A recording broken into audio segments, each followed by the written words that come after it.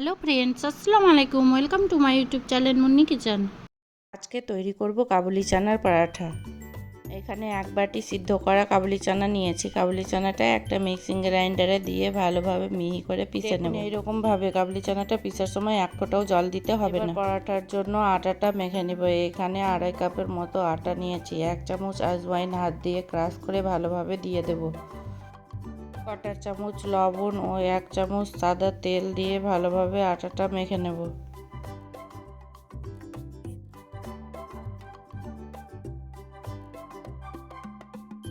এবার আস্তে আস্তে জল দিয়ে একটা সফট ডো তৈরি করে নেব।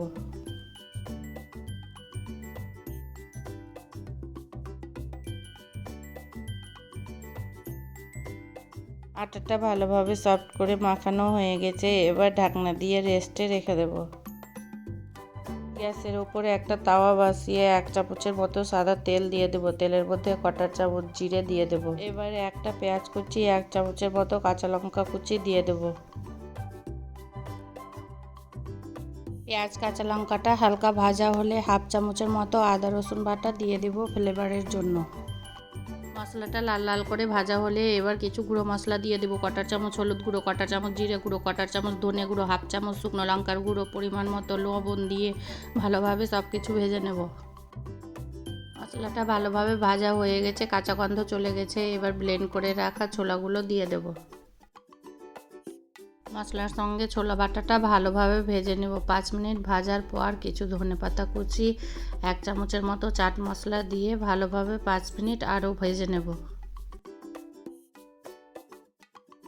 ছোলা বাটার পুরটা রেডি হয়ে গেছে। এবার গ্যাস বন্ধ করে একটা পাত্রে ঢেলে দেবো। দেখুন পুরটা কতটা সুন্দর হয়েছে। এবার আটার ডোটা দেখুন কতটা সফট হয়েছে। আবারও 5 মিনিট ভালোভাবে মেখে নেব।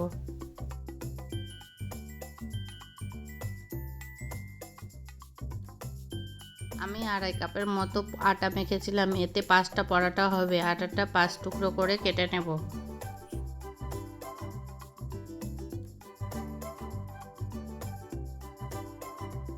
একটা আটার লেচি নিয়ে হাত দিয়ে ভালোভাবে গোল করে নেব। এবার আটা মাখিয়ে হাত দিয়ে ভালোভাবে চারদিকে ছড়িয়ে আঙুল দিয়ে এভাবে গোল করে নেব।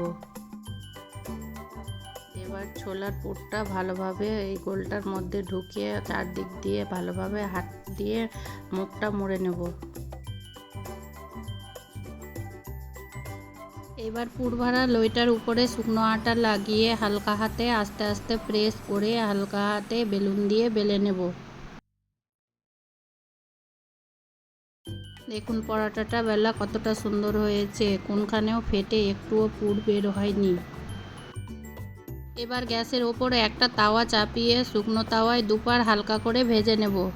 দুপার হালকা করে ভাজা হলে এবার বাটার দিয়ে দিব। আমি বাটার দিয়ে ভেজেছি, আপনারা ঘি বা তেল দিয়ে ভাজতে পারেন।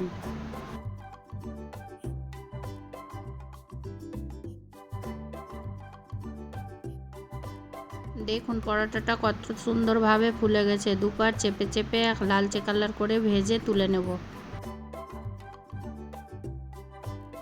দুই পার লালচে কালার করে ভাজা হয়ে গেছে, তুলে নেব। একইভাবে সব পরোটা ভেজে নেব। দেখুন পরোটাগুলো কতটা ফুলকো ফুলকো হয়েছে।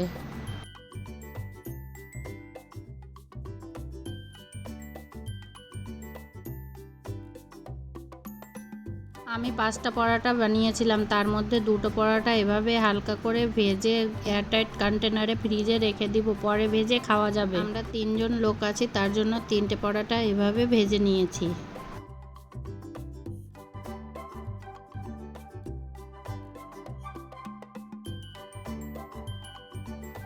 দেখুন পরোটার ভিতরের ফিলিংটা দেখুন কতটা সুন্দরভাবে আছে। খেতে দারুণ হয়েছিল। এইভাবে একবার বানিয়ে দেখবেন, খেতে দারুণ লাগবে। আমার রেসিপিটি ভালো লাগলে আমার চ্যানেলটি সাবস্ক্রাইব করে লাইক কমেন্ট শেয়ার করে দিবেন প্লিজ।